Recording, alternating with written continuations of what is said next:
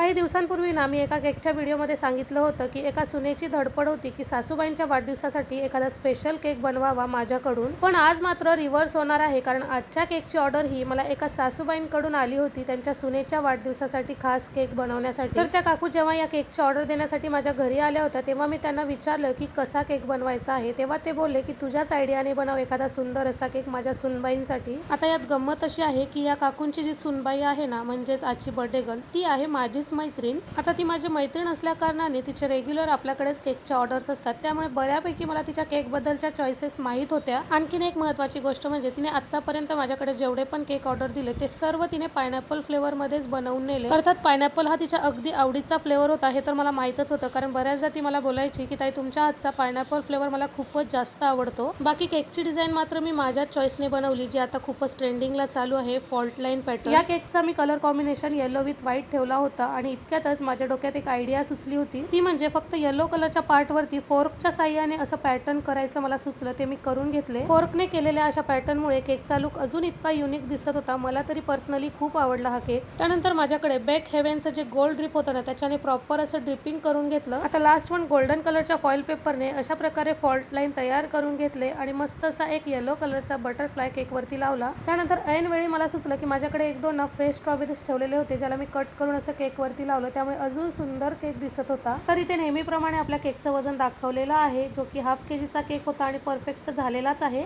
चला तर हा होता आपल्या केकचा फायनल लुक. कसा वाटला सांगायला विसरू नका. अरे सांगा तुम्ही काय कॉमेंट करत नाही. तुमच्या एका कॉमेंटमुळे मला प्रोत्साहन मिळतं हो. बाकी काही नाही. व्हिडिओ आवडला तर लाईक आणि अशाच नवनवीन व्हिडिओसाठी चॅनलला सबस्क्राईब करा. भेटूया नेक्स्ट व्हिडिओ. तोपर्यंत बाय बाय.